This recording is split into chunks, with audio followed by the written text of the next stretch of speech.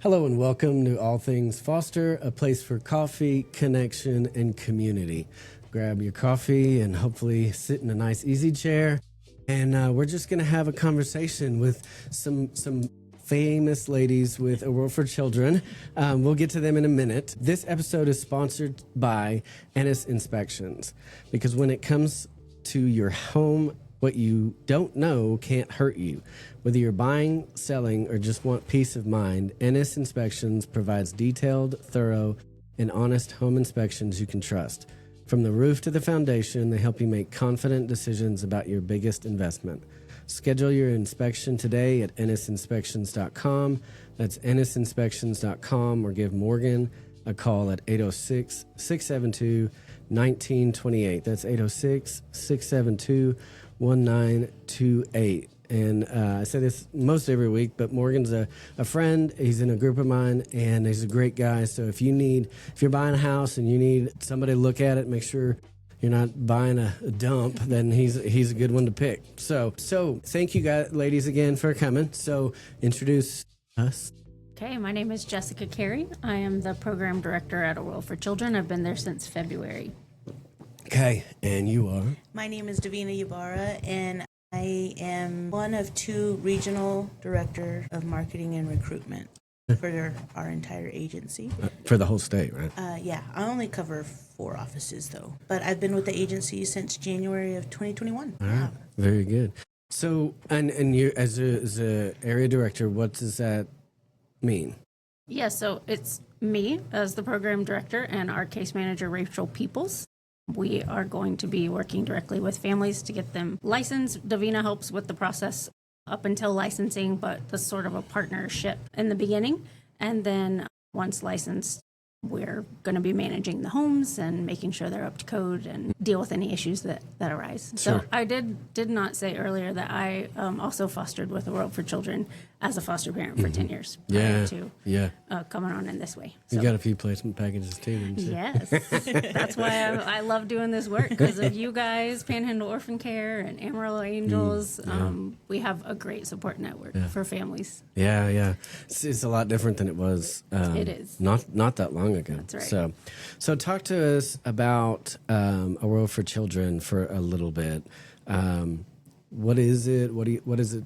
What's the purpose? What's different about A World for Children versus maybe some of the other agencies? Yeah, so what we do is we contract with the state, and we license homes. So kiddos that don't have a place or who have found themselves in the foster care system, they need somewhere to stay while their biological family or parents work services. And so that's where foster parents come in. And what we do is we work to recruit and license foster homes for these kiddos. And so we provide case management. Each family will get a case manager that oversees that family, make sure that their home is in compliance with the state minimum standards, and just be a support for that family and help them navigate through the foster care system. So that's what we at A World for Children do.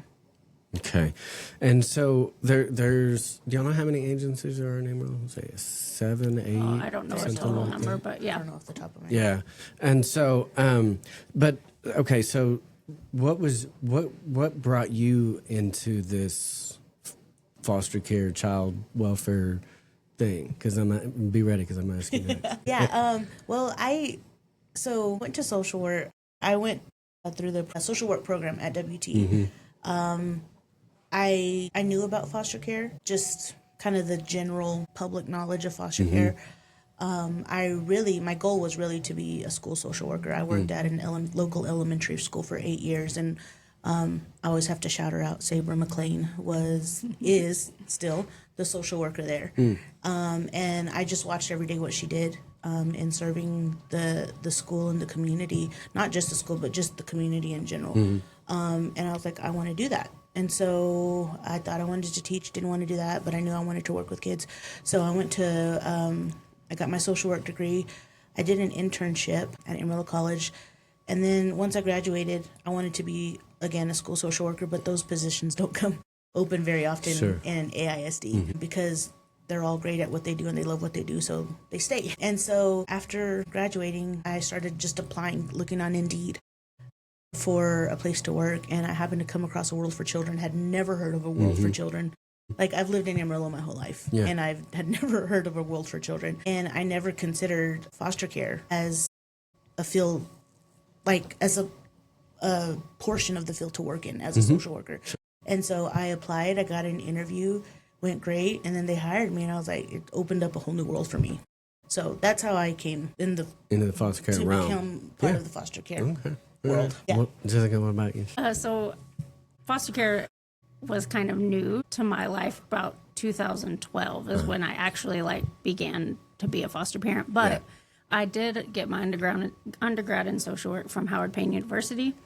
And so when we moved here in 2007, my husband and I didn't know anybody. It was for his job. I just jumped back into school at BT and got my master's in social work there. And then became a mom, had my first child, and through, long story, but a circumstance, through a family of kids that needed a home, I knew enough about foster care to know just a tiny bit about the system. But we had made a phone call, we have room for one or two of those kids that needed a place. Ended up taking a fictive kin placement of one of them in 2012. And then that was when, my eyes were open to the need in our area. The foster care community here is so welcoming. And so I met a lot of people that first year, and then we became licensed. I ended up at a World for Children because they have a branch in Brownwood, Texas. And so I just kind of name recognition knew them there, made a phone call, and kind of the rest is history. We ended up fostering for 10 years just because, we had the ability and the time and loved it. So. Do you know how many kiddos you? Our situation is a little different than I know a lot of people have, 20, 30 kids come through their homes. We only had three placements. We took breaks between each one, and one went home for 4 years and came back. But overall, they're all now my children forever. So, yeah.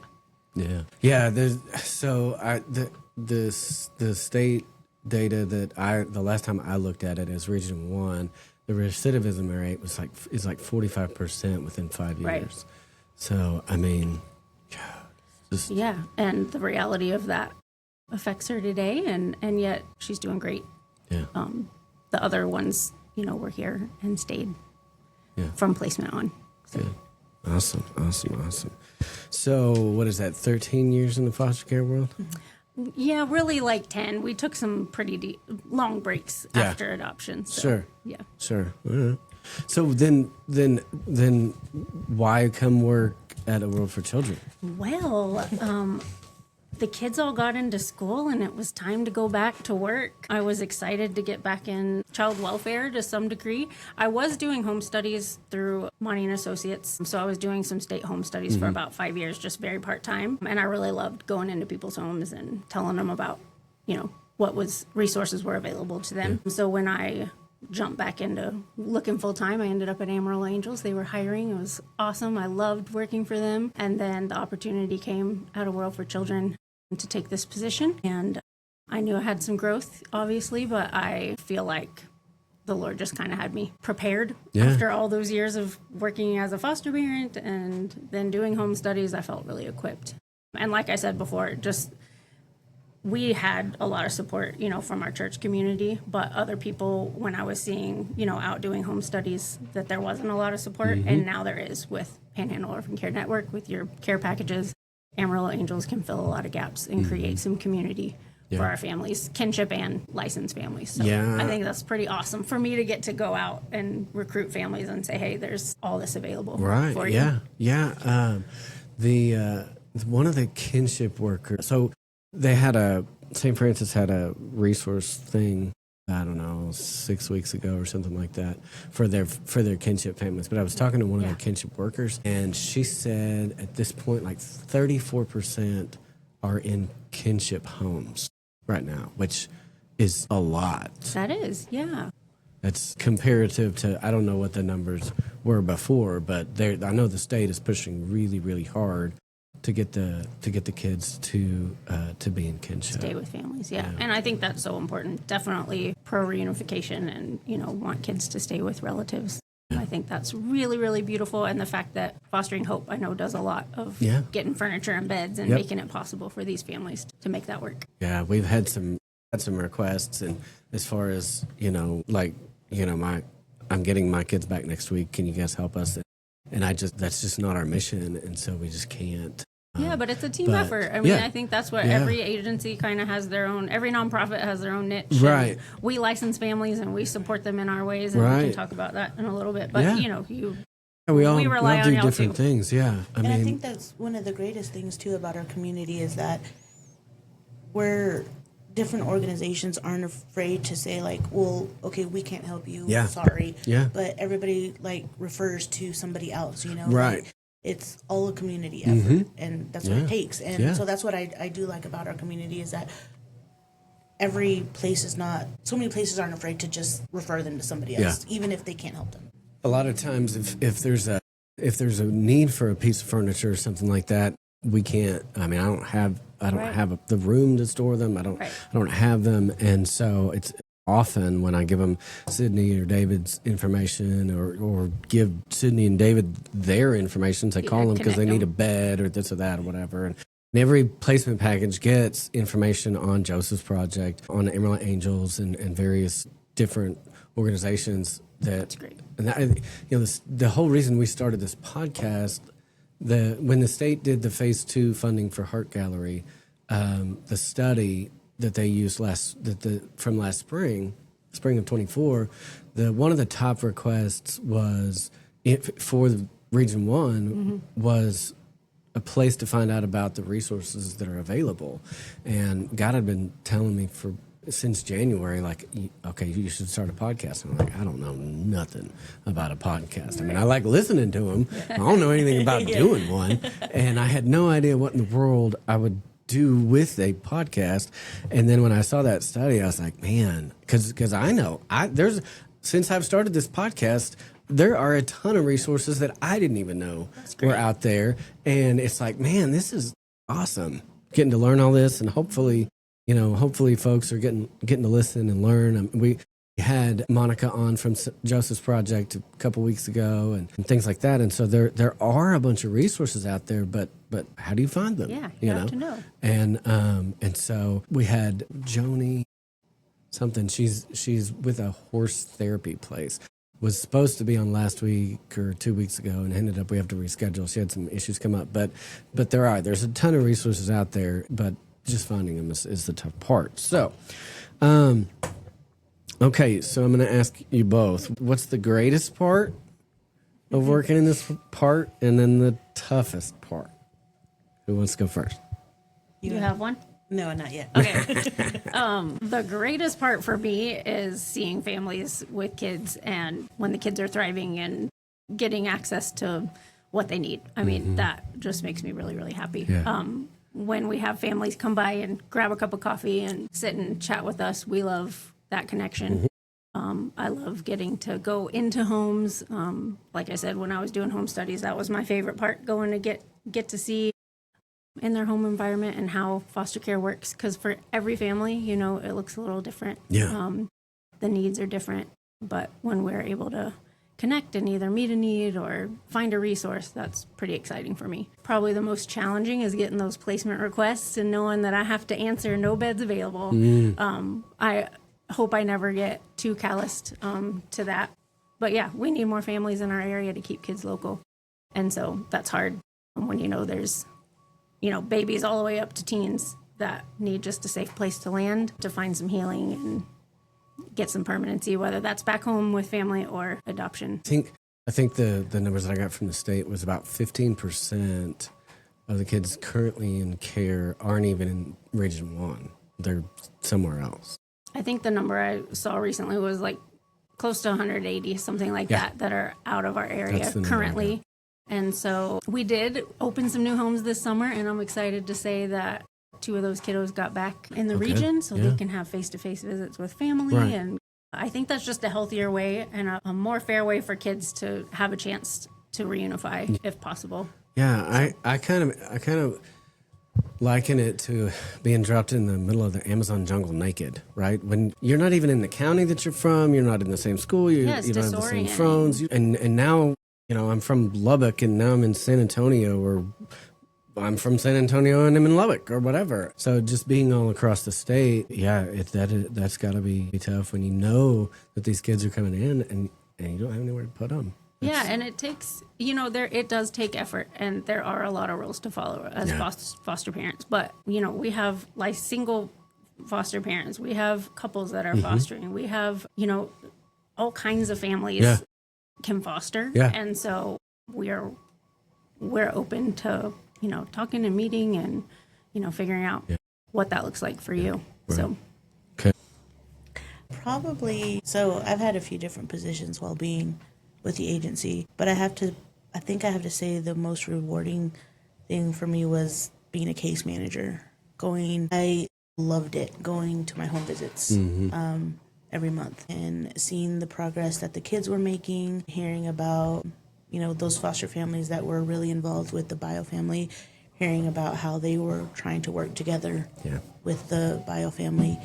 But also, she kind of mentioned it already, so at our office, we have a little coffee bar set up. It's a pretty sweet setup. Yeah, it is. I have to brag about that all the time. Davina's Delight. Davina's Delight. Oh, I like that. It's a whole thing. Yeah. But when foster parents that are just feeling overwhelmed, we had a foster mom not too long ago, a couple of months ago. She sent me an email, and she was like, hey, it's been a rough day. Can you make me a cup of coffee? I need a vent. And so she literally came, I made her coffee, and she sat in our conference room, and I had to take a picture without her knowing, but it was so beautiful. Like, she was sitting at our table venting about all the chaos that was going on, right? And our staff were just sitting in a semicircle around her. Yeah.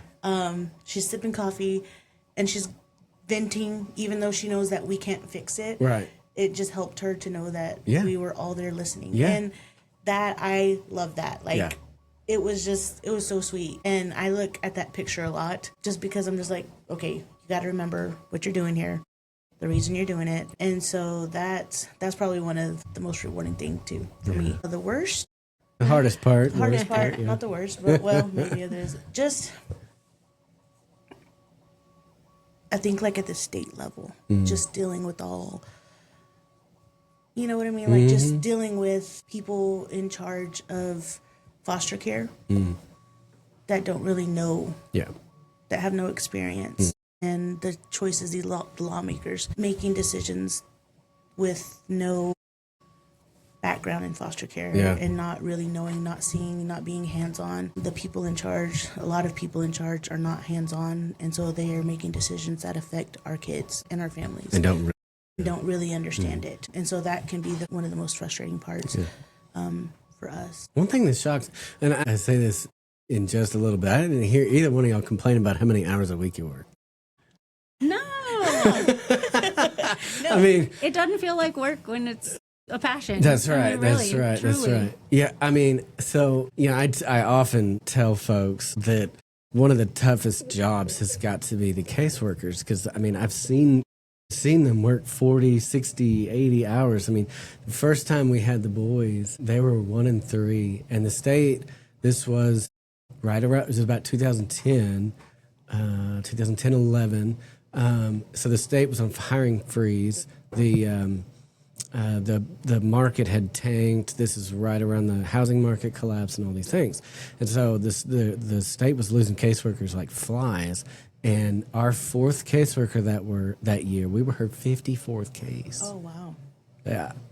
And so, she wasn't working 40 hours a week, 8 to 5, right? And then that's not a caseworker. That's not, because, yes, some foster families stay home. The mom stays home or something like that, sure. But a lot of them, they're both working. We have many working families. Yeah, so it's not like you can just pop in at 10 o'clock Wednesday morning to check on the kids. Right. Full time, and then you're there at 6, 7, 8 o'clock at night, whenever they can make it work, right? And so I really, really wish that some folks could see like the difficulty from the caseworker's side of things, because it's not easy at Yeah, it all. doesn't And there's go none away. of it. Yeah. There's no part of this that's easy. There's No. not any part. Not the judge's part, not the CASA's part, not the caseworkers, not the kids, sure as hell not the kids, not Right, the parents, right. not the bio parents, not the foster parents. Nothing in this is easy, right? No. Because we're dealing with broken systems, broken people. You know, I had Robin on last week with the book, and one of the things that she said kind of hit home was that, you know, we were talking about having compassion on the bio parents, the bio family, right? And she said, you know, people that are doing great, they don't hurt their kids. You know, I mean, if they keep, you know, the cycle is so cyclical that, you know, chances are if their kids are coming into foster care, there's a high, I don't know what the number is, but a high probability that they were in care themselves, right? And so yeah, there's no part of this that's easy. I mean, No, and from our agency's perspective, one of the things that we're very excited about is that we are in the process of being E3C, Texas Child Centered Care accredited, which is a restructuring of the leveling system and how our families are reimbursed and things like that. And I say that because one of the things that we have developed, people in our office, Tanya Park and Kelsey Vines, and they've developed intentionally connected caregiving.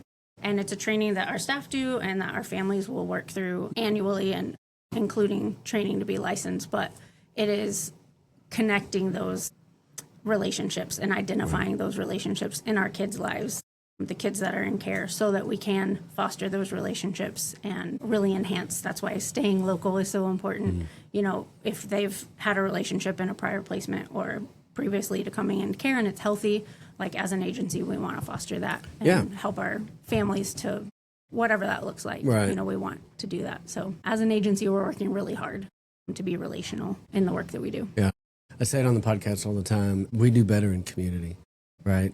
And whether it's foster parent to foster parent or caseworker to caseworker, we just do better in community when we're around folks that understand what in the world we're going through, and so that works for the kids too. Right. So, so I did want to take a second to talk about, because a lot of people say, well, I could never foster, right? So I did want to talk with you guys about respite care for a second. We'll get to the actual licensing process here in a minute.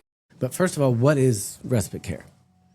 Respite care is an intentional break for the families. It's overnight. So if they're going to go on a vacation or a trip with a spouse is going on a trip, something like that, it allows the children to be in a safe, somebody that's been trained. We have a whole training process for our respite providers. It can be somebody in your family or a friend that's willing to go through that process, or it can be, you know, we have some families that we work with that have fostered in the past, and maybe they're not actively fostering, but they still want to be available for respite care. And so that's a way that the community can be involved too, if they're willing to go through the process. It's a fingerprinting and training classes. But nowhere near as much as the licensing process, right? No, it's Not- close. it's- Yeah, it is Not close. gonna lie. Yeah. It's all the same trainings, minus like a handful. Yeah. Yeah. But not quite But as... we offer all the trainings on Zoom, or some are self-paced, so we make it accessible. You can hop on when you're able. Yeah, so it's not quite as much as getting licensed, but it is, you know, if you're licensed and the kids want to spend you're going to have the kids spend the night with me. You can't just up and do that, right? There's rules around that. Yeah, there's definitely. And so you know, a lot of people say, well, I could never foster. Well, here's an option, is doing respite service for licensed foster homes, where the simple thing sometimes is going out of town for a funeral, right? And you can't take the kids across state lines. If you don't have that time, you have to get permission 2 weeks in advance to go over state lines. Which, and so respite funeral is not usually 2 weeks out. So, if it needs to go to Oklahoma for a funeral, call the agency, get a respite service person. So respite is kind of like foster care, but not quite. So that's one way that folks can get involved is through that respite. And if you If you are a foster family with us and you have a placement after 3 months, you do get access to respite funds. And so A World for Children will reimburse you for taking that respite care because we want our caregivers to be emotionally healthy and take breaks and take a full night's sleep. And so we really do encourage our families to do that, and we make it possible for them too. Yeah, we had we did some date nights at some churches, and those were great. I know. And so one of my best friends, he and his wife, the first day it was the first date night that they went to. So they literally took their kids to the church and dropped them off, and they went to the Walmart parking lot nearby and slept. I swear to God, that's you know what they sleep, did. it fixes a lot of things. It does. Naps are great. Yeah, right. I was like, you have got to be kidding me. You're supposed to go on a date or something. And he's like, no, we went to sleep, man. Sometimes that's the reality of foster care. Yeah. You need sleep sometimes. Uninterrupted sleep. For sure. God, when Neela first came, she would just wake up 3 or 4 times a night just screaming. Yes. No, she wasn't 2. She didn't understand what in the world was going on. Right. And it was scary. Right. It was scary. And waking up in this weird place that I've never been before. And I mean, it's not. So, yeah. So sleep is important. Uninterrupted sleep is important. Right. So go to a date night and just go to the Walmart parking lot. Take a nap. I was having him. I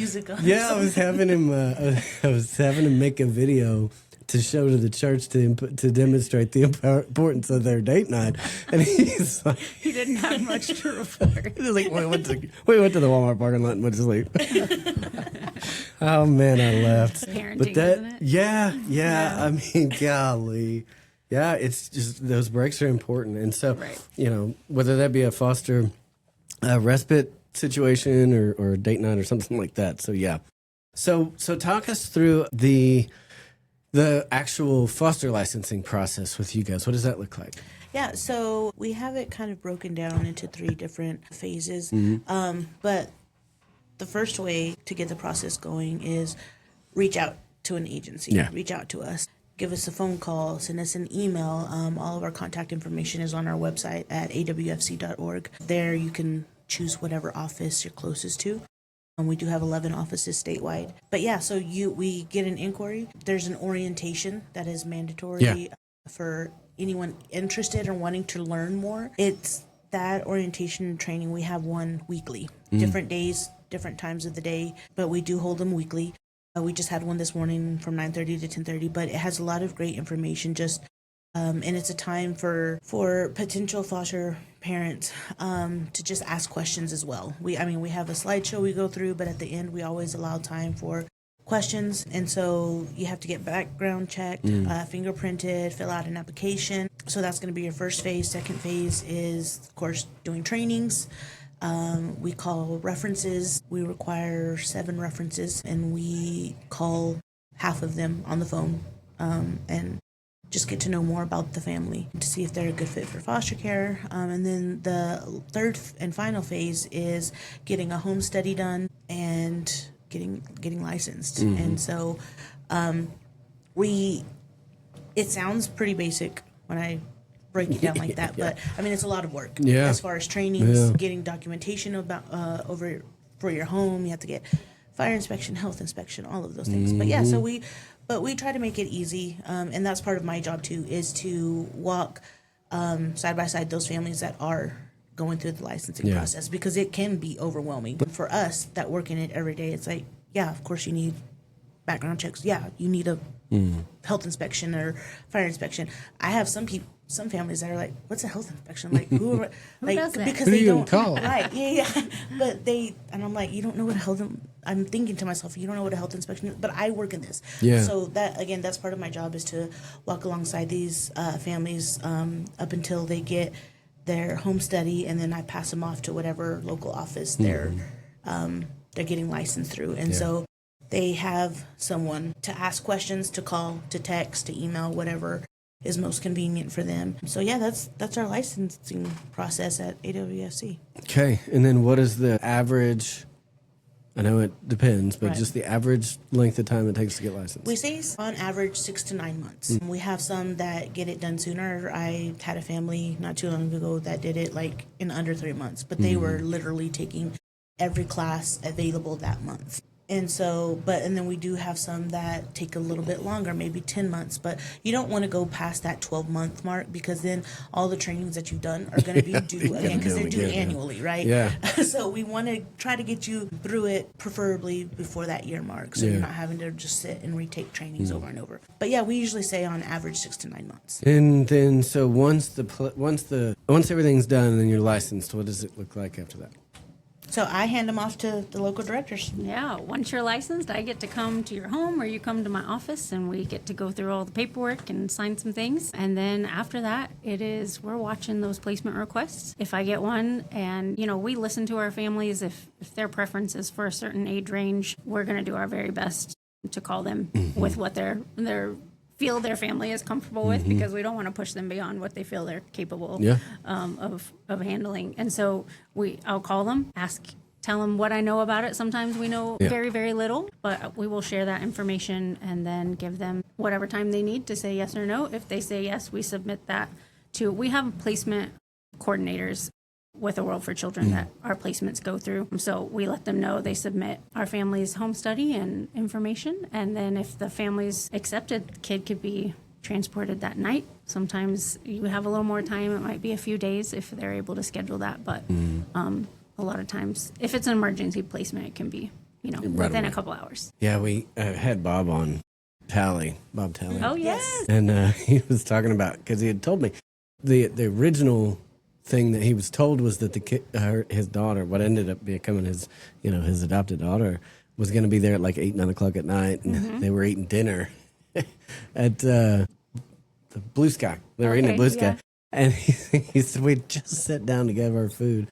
It was going to be our last time to eat together as a family of 5, and then they called and said we're almost to your house. Yes. And so, but yeah, you just don't know. I mean, they could come right away, and then they could come.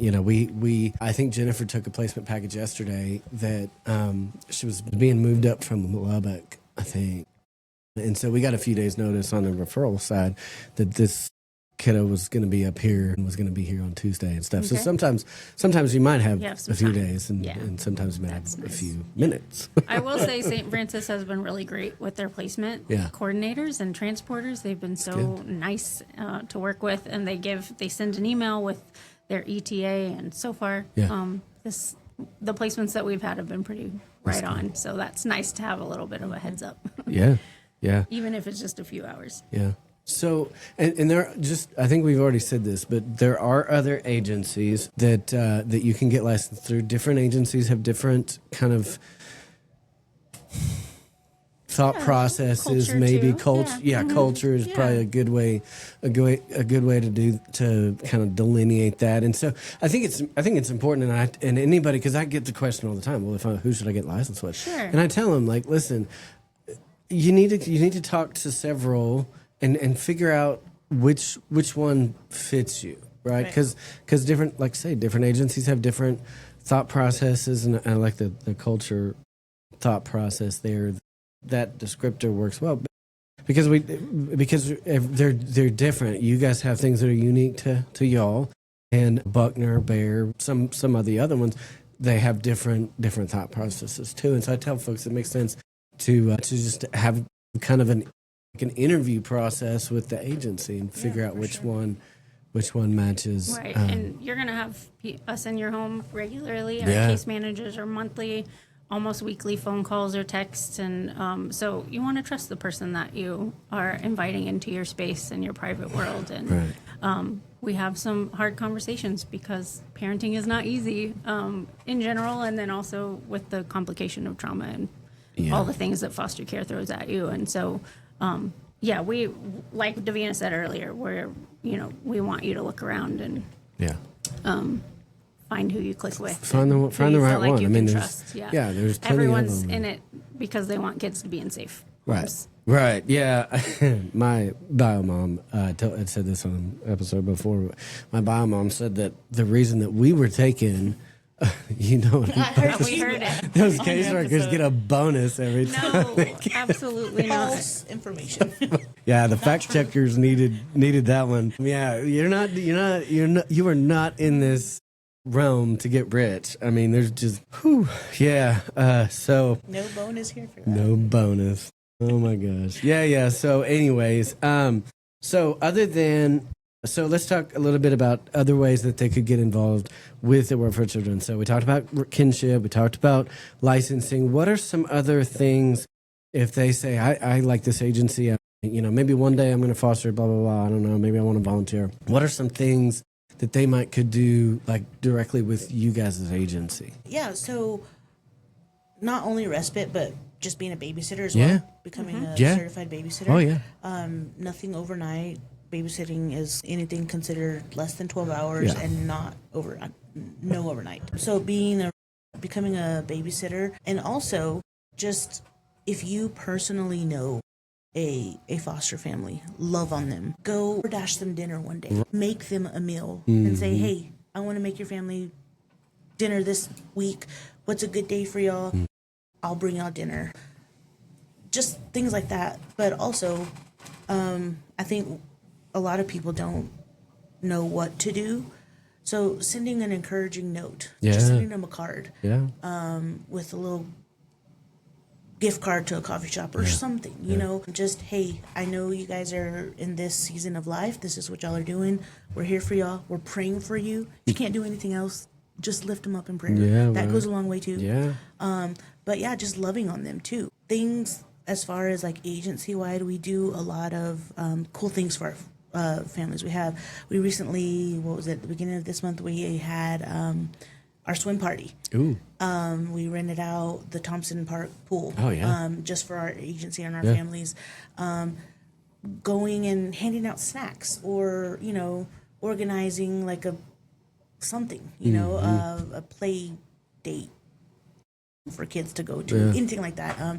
We do have like our Christmas party. If you don't know what to do, call us up around Christmas. Like, hey, can I come help wrap Christmas presents, or can I be your cleanup crew at a party or something?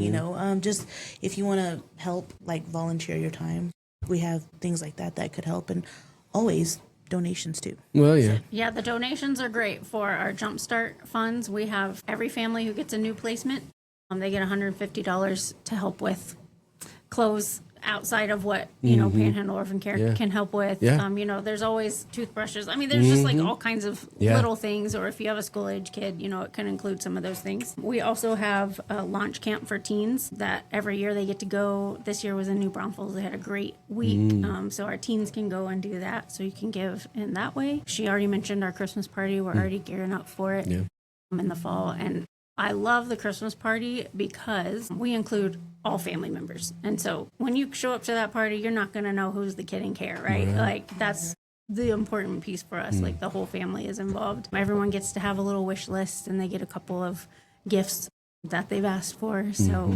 kids are getting pretty excited at that time. And then our foster parents also get a gift for them, that they can use and go on a date night or something like that. What else is there? We have foster parent appreciation in the fall. We do a big meal or something. Every year is a little bit different. And so people can help out with that, providing food or donations for those things. Yeah, so the big thing is, if you're interested, do you guys have like a, something, it's a certain person, or is there a thing on the website that says get involved? How do they connect with you guys to say, I want to do something? Well, you can call our Just office. Call the office. You can reach us by email. My email is carriej@awfc.org. We also have an inquiry on our website that you can fill out, and we'll reach out to you immediately. You can also give electronic donations on our website. There's a whole page for that. Or we have sweet donors that send in a check once a month for some of these things, and those are truly just an encouragement for us, as we feel like there's other people that, see the work that's going on and giving to that, so that our families and kids can really thrive. Lots of ways to get involved. Lots of ways to get involved. Lots of ways, for sure. Well, okay, so what's next here? Okay, this is a good question. Final thoughts. What keeps you going every day? I will say my coworkers. Yeah. We're an office of 8 women, but those 8 women are some of my closest friends. Yeah. Honestly, we laugh together. We cry. Literally, we cry together. And it's just, I enjoy coming to the office every day because I know I get to see their faces. Like, I mean, because we work in this field, and like I can't go vent to my best friend, who doesn't know this and have this, like, she won't understand, right? And so my coworkers are amazing, and we sometimes, when we just all need a break, we just go in the conference room and play Uno for a minute because we just need to stop what we're doing because it's so much, right? Yeah, it's it's deep intense. things. Yeah. There's deep things, Right. a lot of emotions that we're dealing with every day in people's lives, quite literally. And so we've built a safe space within our office for each other. Yeah. And we understand each other. And we're also different. Like, our personalities are so vastly different. Like, we could not be more opposite from each other. But I think that's what makes it so beautiful is that we all genuinely like each other. We love each other, and we're there for each other. Right. And so I think that's what keeps me passionate and going every day. Yeah. What about you? That is pretty special. It's a fun place to show up to work. For me, I think back to my internship with my master's. I met a lady who had like 97 children that she had fostered, her and her husband. Holy hell. Just so inspiring to me that Yeah. there's people willing to give. I think I had always sort of thought maybe I could be a person like that. Then my house filled up, and now I'm like so honored to raise my children, but adding more to my house would not serve them well. And so I feel like this is a way that, I can hopefully, new to this work, and the recruiting part is challenging because it's hard to talk to somebody into, making space and being a part of this. Yeah. Children are always going to need a place to land. And man, we keep talking over and over about how amazing our community is. It's amazing to help, but we need homes to take that next step Yeah. to welcome kids into their home. Do y'all have current numbers on needed beds? For our family? Oh, no, I don't I have mean, this. I get 3 to 4 placement requests a day, almost. I mean, there's kids. Last week there were like 3 brand new infants, which back in the day that was unheard of. You had to, if your family wanted to welcome an infant into your home, you might wait months and months, Right. Because there were more foster families, and we just don't have that right now. And so I would say, come jump in it with us. We as a team want to make it as easy as possible for you. It does require work, and it does require, a sacrifice, but the kids, it is not their fault that they're in that situation. They are the most innocent in our community. They're precious. Yeah. They say silly things, and they do have maybe some difficult things because of what they have endured, but healing can take place. And Absolutely. we're here to help facilitate that as a team. So it's a team approach. Just as our office loves to be around each other, like, we hope that we can build that culture within our families as well, and our kids, that they would feel the same kind of support and love from us. Yeah, man. So I'm trying to think of if there's anything else we haven't. Is there anything we haven't touched on that you think we should talk about?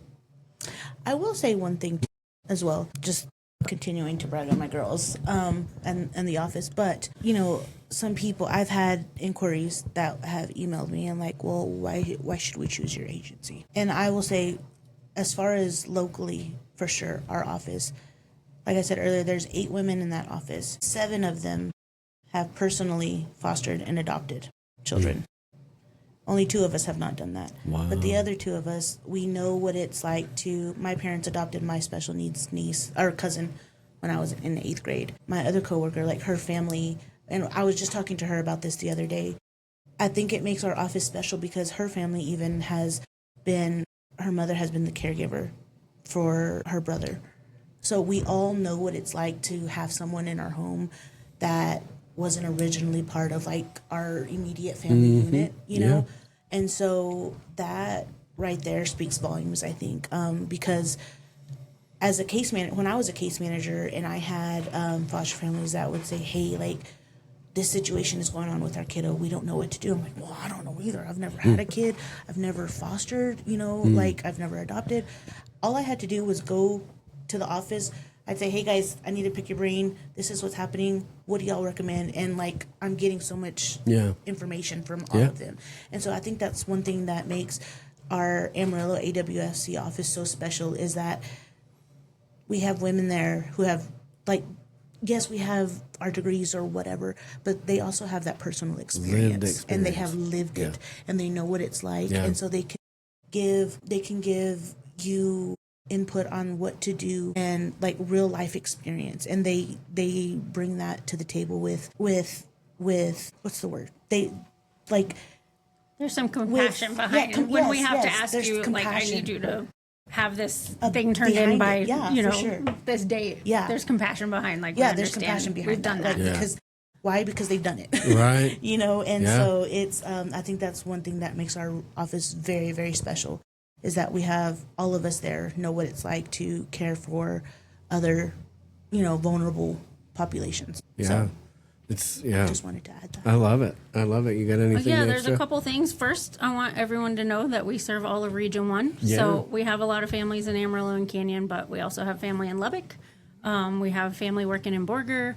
We've had families, far up north. So we're willing to come where you're willing to serve. Yeah. And so know that we can come to you and get this process. We have all of our trainings are online, and so it's accessible. Yeah. Number 2, if you want me to come have a table at your event or speak at your church, National Adoption Day is in November. This is kind of a season that we look forward to. So it might be a good opportunity. Yeah. I'd love to come share with you about our work and what we do, and see how we can partner together. Okay, what's your office phone number? 806-358-91. 117, 117. I believe. That Say was it a team again. effort. Say it again. 806-358-9117. We'll put that down in the show notes. We'll put awfc.org down there as well. And so, man, I just appreciate your agency and the work that you guys do, and for coming on today, kind of hopefully spelling it out what the process looks like. If there's folks out there that are curious, and for coming in at the last moment. I had multiple cancellations, like right before I'm going out of town. We're glad to be here. Do y'all know, have y'all seen the Facebook page, the Feathered Nest blog? Yes. I have not. So she was supposed to be here on Monday. Look at you getting these great people. That's awesome. I know, but her husband had Robin last week, and she was supposed to be on Monday, but her husband ended up in the hospital, so we had to reschedule that one. Terrible. I know, but her. It'll happen. Oh my gosh, she writes. That girl, she has a way with words that really makes you understand and feel the foster care journey, right? I don't know how else to say that. She just has this gifting to be able to really communicate what it's like. And so, anyways, I was super excited to have her on, and then we had to reschedule. But anyway, so I appreciate you guys being flexible and coming in and short notice and helping me fill in the schedule. I've been wanting to have you guys on for a while, and so I appreciate you guys coming so much. Davina and Jessica, thank you. Hey, I wanted to say thank you, Yeah. Panhandle Orphan Care Network, For sure. and all the other just like wraparound nonprofits right now that are doing some amazing work. I just came from Leanne Lefevre's adoption class, post-adoption work that they're doing through the Heart Gallery, Amarillo Angels, Fostering Hope, GAFPA. They're doing some amazing things. So as a area director, it's really nice to be able to say, like, there's all these people that are rooting for our kids to thrive, and so we thank you for that. Yeah, absolutely. Sure.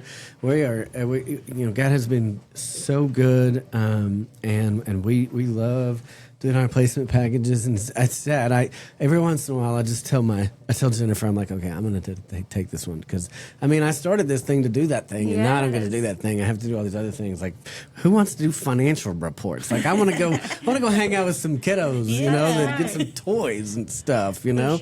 And so, so I do. I appreciate everything that you ladies do, and for coming on. Guys, thank you for tuning in. Thank you again to Morgan over at Ennis Inspections.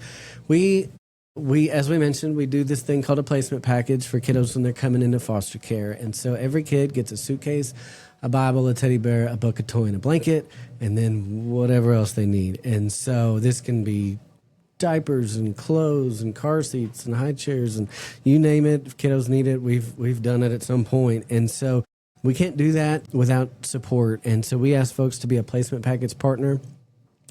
That is a monthly donation that just comes out of your checking account. You don't even have to think about it. $100 a month buys us all the clothes we need for one placement package. $50 buys us a case of diapers, and $10 a month buys us an outfit. And so if you're interested, down in the show notes, there'll be a link to our website, panhandleorphan.org. We've got our fundraiser coming up, Trade Wars. It's October 11th. And so we'll have information on that down in the show notes below. Thanks for tuning in, and thank you guys for coming. Yeah, and we'll catch y'all later. All right, perfect. Thank you.